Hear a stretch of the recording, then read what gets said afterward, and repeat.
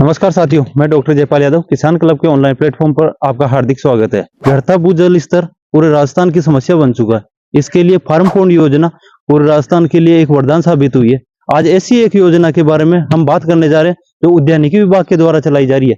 उसका नाम है सामुदायिक फार्म पॉन्ड योजना। तो हम बात करेंगे कि इसके लिए आवेदन किस प्रकार से करें, आप कितने किसान होना आवश्यक है, कितनी आपके पास जमीन होना आवश्यक है, कितने रुपए तक आपको सब्सिडी मिलेगी और किस प्रकार से आप इसकी पूरी प्रक्रिया को अच्छे से समझ सकते हैं। तो आज हम बात करने जा रहे हैं जोटवाड़ा के किसान जो जयपुर जिले के अंदर आते हैं, रामधन जी यादव। वो बताएंगे कि इन्होंने अभी एक काफी पिछले समय से इन्होंने ये जो आप पीछे देख पा रहे हो, ये फार्म पॉन्ड, सामुदायिक फार्म पॉन्ड ये बना रखा है। तो भाई साहब बताइए, आपकी मतलब ये आपने कब बनाया था और लगभग क्या साइज है इसकी और इसका क्या उपयोग है मेनली? नमस्कार किसान भाइयों, मैं रामधन यादव जोटवाड़ा पंचायत समिति से।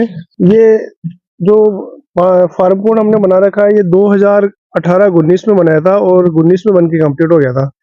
इसको बनाने के लिए 3 किसानों की साझे की जमीन होना जरूरी है और इसकी साइज है, ये 100 फीट चौड़ा है, 300 फीट लंबा और 14 फीट गहरा है। अच्छा, 14 फीट गहरा है ना? हाँ, 14 फीट गहरा है। और एक बार इसको पूरा भरने के बाद में हम लगभग 40-45 बीघा पक्की जमीन की सिंचाई साल भर करते हैं। अच्छा, ये बढ़ जाता है कि पूरा बारिश के टाइम पर? हाँ, बारिश के टाइम पे ये भर जाता है क्योंकि कुएं में और बोरिंग में तो पानी है नहीं। खेती का और इनकम का सोर्स हमारा सब इसी से होती है। और एक बार बरसात होने पे लगभग जब से हमने बनाया तब से हर साल ये अच्छा भर रहा है। और इस बार भी आप देख पा रहे हो पीछे लगभग ये 3 फीट खाली रहा है। 14 फीट में से लगभग 14 फीट में से, हाँ, ये 11 फीट भर गया। 11 फीट भर गया। हाँ, और अगर बरसात 1-2 बार पूरा आएगी तो पूरा भर जाएगा, पूरे खेतों का पानी इसके अंदर आता है। क्या इसके अंदर ये साल भर रहता है पानी?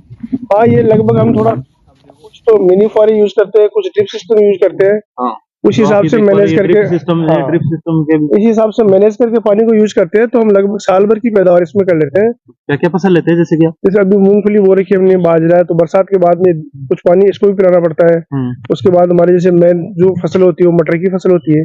मटर की फसल में भी हम इसी से पानी देते हैं। उसमें क्या फुहारा लेते हो काम में या मिनी फुहारा? मिनी फुहारा और ड्रिप सिस्टम लेते हैं। मिनी फुहारा मटर में, हाँ, दोनों लेते हैं। अच्छा। और गेहूं के अंदर भी हम मिनी फुहारा लेते हैं। गेहूं की फसल में पानी भी काफी चाहिए होता है, लेकिन फिर भी हम खाने के लिए और जानवरों के चारे के लिए गेहूं जितनी फिर पैदा कर लेते हैं। मतलब आपके अभी अगर ट्यूबवेल की बात करें, ट्यूबवेल की कुएं में उसमें कितना पानी है? ट्यूबवेल और कुएं में पानी इतना ही बचा है कि हम पीने के लिए काम में ले पा रहे हैं, खेती के लिए पानी नहीं है। ये 40 बीघा का जो खेत है, हाँ, उसको केवल आप ये फार्म पॉन्ड से सिंचाई करके और आप आमदनी ले रहे हैं। हाँ, फार्म पॉन्ड की साथ ही सिंचाई हो पा रही है। बाकी कुएं और बोरिंग में पानी तो लगभग पीने जितना ही बचा है, ज्यादा पानी है नहीं। अच्छा, तो आप किसानों को क्या बोलना चाहोगे कि अगर इस योजना के लिए अगर कोई बना? भाई, ये एक अच्छी योजना है। इसमें 3 किसानों की साझे की जमीन होना चाहिए। और इसमें हमने जब बनाया था लगभग 8.5 लाख रुपए के लगभग खर्च आया था। उसके अंदर से 200 रुपए स्क्वायर फीट के हिसाब से गवर्नमेंट ने हमें सब्सिडी दी थी।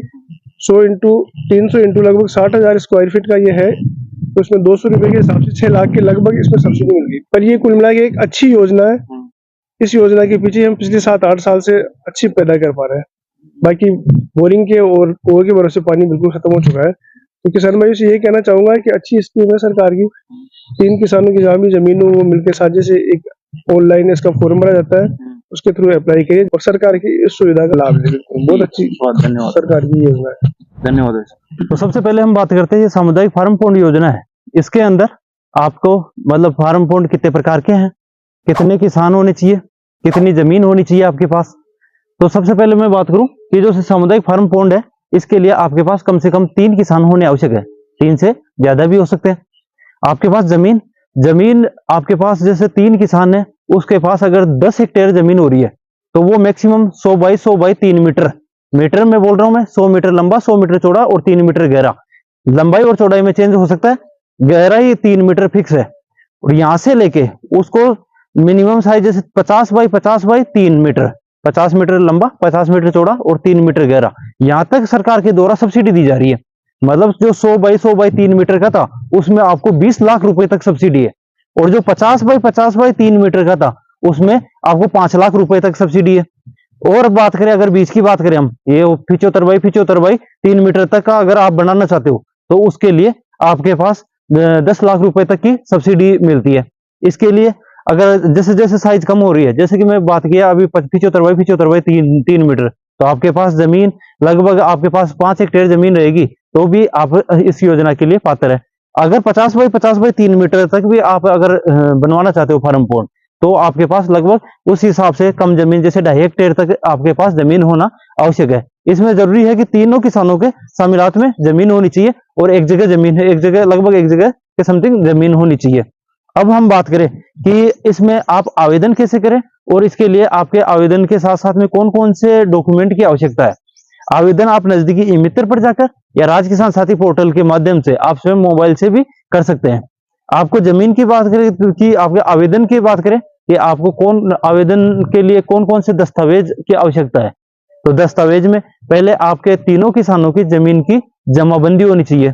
उसके अंदर पूरी ई साइन वाली जमाबंदी होनी चाहिए, जो 6 महीने से ज्यादा पुरानी नहीं होनी चाहिए।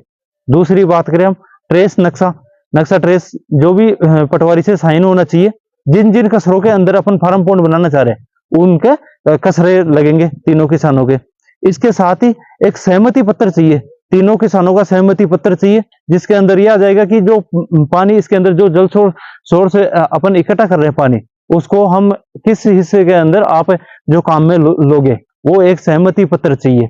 ये 2 या 3 चीज चाहिए। इसके साथ में आपको जनाधार चाहिए, जिसके माध्यम से आपका ऑनलाइन और ओटीपी से आवेदन होगा। आवेदन करने के पश्चात आपका जो आवेदन है वो जिले के हॉर्टिकल्चर विभाग में जाएगा। हॉर्टिकल्चर विभाग में कृषि अधिकारियों के द्वारा आपके दस्तावेजों की जांच की जाएगी। दस्तावेज अगर सही पाए गए और अगर उनको जिले में टारगेट है, टारगेट के अनुसार आपके आवेदन कम आए हैं, तो पहले पाओ के आधार पर, या फिर अगर 1.5 गुना से ज्यादा आए हैं फॉर्म, तो लॉटरी सिस्टम निकलता है। लॉटरी सिस्टम या रेंडमाइजेशन, उसमें अगर अपना नंबर आ जाता है तो उसके बाद में प्रशासनिक स्वीकृति जारी की जाती है। आपको ध्यान रखना है कि प्रशासनिक स्वीकृति जारी करने के पश्चात ही अपने को कार्य स्टार्ट करना है, और प्रशासनिक स्वीकृति जारी होने के 30 दिन के अंदर अंदर अपने को कार्य स्टार्ट करना है।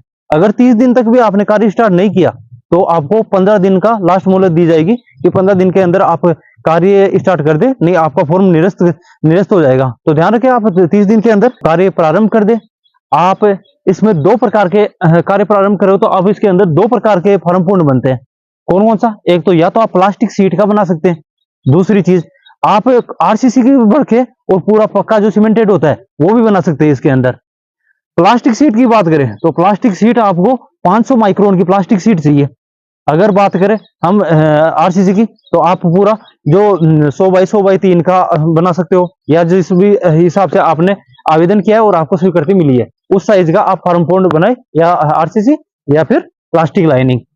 अब इसके बाद में जब अपना कार्य कंप्लीट हो गया है, तो अब हम बात करेंगे जैसे भुगतान प्रक्रिया की, अपने को सब्सिडी किस हिसाब से मिलेगी। अगर प्लास्टिक सीट का बनाया है हमने, तो हो सकता है आपको प्लास्टिक सीट के लिए जब आपने ये फार्म पॉन्ड बनाया तो एक बार पहले आपको इसकी खुदाई करनी पड़ेगी। तो खुदाई के समय भी आपको ये 3 किस्तों के अंदर भुगतान हो सकता है।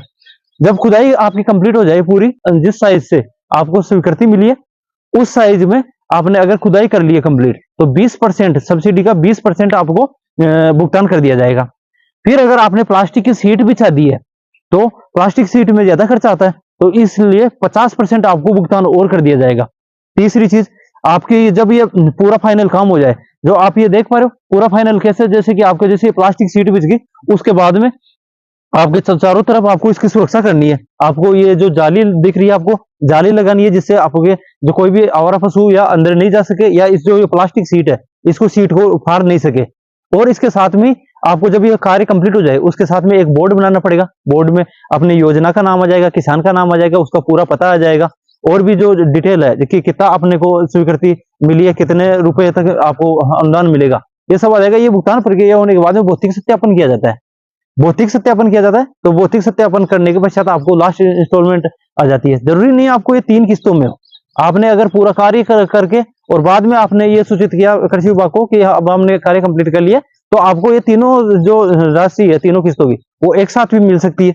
दूसरी चीज इसमें ये ऐसा है, सब्सिडी की बात कर रहे हैं हम, तो वो अगर या तो किसान के खाते में आ सकता है, जो अगर तीनों किसान है उन्होंने एक कृषक मुखिया बना दिया कि इसके खाते में आने चाहिए, या तो उसके आ सकता है।